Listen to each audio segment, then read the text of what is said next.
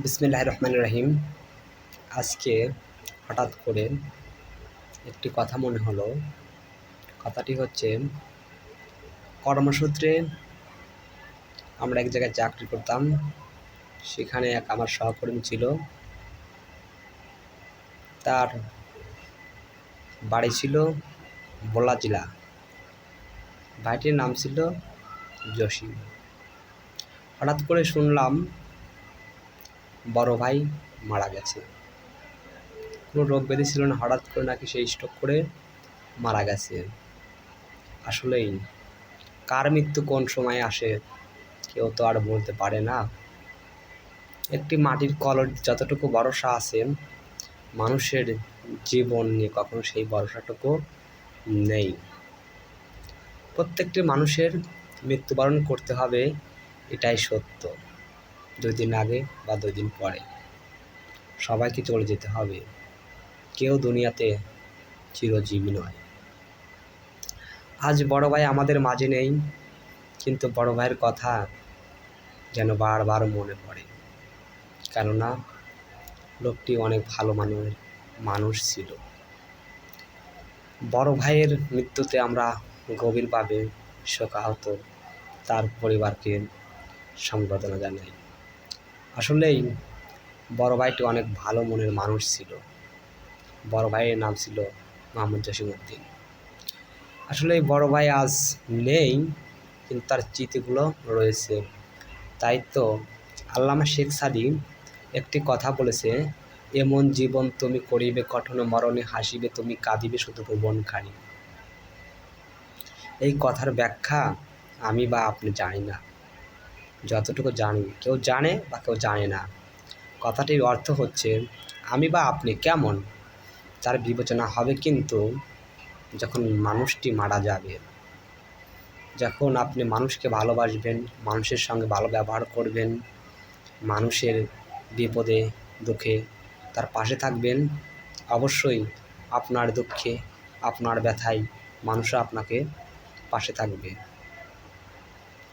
যেমন একটি কথায় আছে, ফুল ফুটে ঝরে যায় এই তো পৃথিবীর রীতি, মানুষ মরে যায় রেখে যায় শুধু স্মৃতি।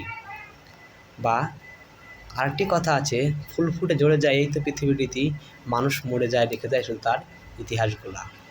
আসলেই আমি বা আপনি দুনিয়াতে কয়দিনই বা থাকবে শুধু আপনার কাজগুলা, আপনি কেমন ছিলেন, আপনি ব্যক্তি হিসেবে কেমন ছিলেন, আপনি সমাজের লোকের প্রতি বা আপনার প্রতিবেশের প্রতি বা আপনার দেশের প্রতি আপনি কেমন ব্যবহার করেছেন, আপনি কেমন নেতা ছিলেন, আপনি কেমন ব্যক্তিত্ব ছিলেন, সেটা নির্ভর করবে।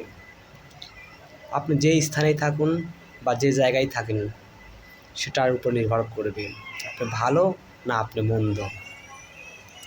অবশ্যই যদি আপনি দেশের নেতা হন, অবশ্যই সে পর্যায়ে বা আপনি গ্রামে থাকেন বা যেখানেই থাকেন, আপনার আশেপাশের মানুষজন যদি বলে না লোকটি অনেক ভালো ছিল, তাহলে আপনি অনেক ভালো মানুষ।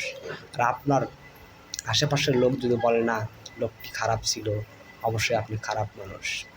আর সবচাইতে বড় বিষয় হচ্ছে, মানুষ কখন একটা মানুষকে নিয়ে সেই লেভেলের মন্তব্য করে, একটি ভালো না মন্দ।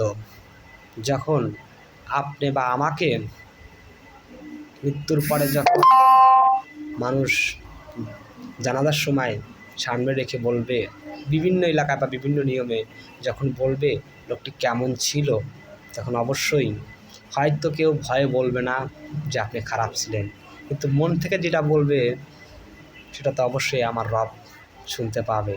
মন তো আর বলবে না যে আপনি ভালো ছিলেন। অবশ্যই আমার রব তো মনের খবর জানে যে লোকটি কেমন ছিল, তার মন কী বলছে। আর মানুষ যাকে ভালো বলবে অবশ্যই সে ভালো। তাই আল্লামা শেখ সাদী বলেছেন, এমন জীবন তুমি করিবে কঠোর, মরণে হাসিবে তুমি, কাঁদিবে শুধু ভুবনখানি। যখন আপনি মানুষের ভালো চাবেন, ভালো করবেন, অবশ্যই মানুষও আপনাকে ভালোবাসবে। আর এই ভালোবাসার প্রতিদান স্বরূপ আপনি যে দোয়া পাবেন যখন আপনি মারা যাবেন বা আমি মারা যাব, তখন অবশ্যই আমি ভালো হলে বা আপনি ভালো হলে অবশ্যই তারা দোয়া করবে মহান রবের কাছে। আর মহান রব যদি একটাবার আপনি তাদের দোয়া কবুল করে, অবশ্যই ওই পরকালে আপনার জন্য ভালো কিছু রয়েছে। আর তারা যদি দোয়া করে না, বদদোয়া করে, তাহলে ওপারে বা পরকালে আমাদের জন্য খারাপ কিছু রয়েছে। তাই আসুন আমরা সবাই সকলের প্রতি ভালোবাসা দেখাই, সকলের প্রতি ভালো ব্যবহার করি, তাহলে তাহলে আমরা এই দুনিয়ার জীবনে মানুষের কাছ থেকে ভালোবাসা পাবো, আর মৃত্যুর পরে তাদের কাছ থেকে দোয়া পাবো। আজকে পৃথিবীতে আসি, কালকে হয়তো নাও থাকতে পারি। যেমন আজ বড় ভাই আমাদের মাঝে নাই, কয়েকদিন আগেও ছিল, শুনলাম নাকি সে বাড়িতে গেছিলো এবং স্ট্রোক করে সেখানে মারা গেছিলো। কোথায় সে হারিয়ে গেল, আজকে সে আমাদের মাঝে নাই। তাই বড় ভাইয়ের কথা বারবার মনে পড়ে। আজ বড় ভাই নেই, তার স্মৃতিগুলো, তার ব্যবহারগুলো, তার আচরণগুলো কেমন ছিল, আসলেই বড় ভাইয়ের জন্য মন থেকেই দোয়া আসে। মহান রব যেন সেই বড় ভাইকে জান্নাতুল ফেরদৌস দান করে, কেননা বড় ভাই হিসেবে, লোকটি হিসেবে অনেক ভালো ছিল। আমার মহান রবের কাছে একটাই চাওয়া বা একটাই পাওয়া, আমার রব যেন আমার চোদ্দীয় বড় ভাই মোহাম্মদ জসিমউদ্দিনকে যেন মহান আল্লাহ তাআলা যেন জান্নাতে স্থান করে। এই বলে কথাগুলো শেষ করলাম। ভালো থেকে বড় ভাই, ওপারে আমার মহান রব যেন তোমাকে ভালো রেখে।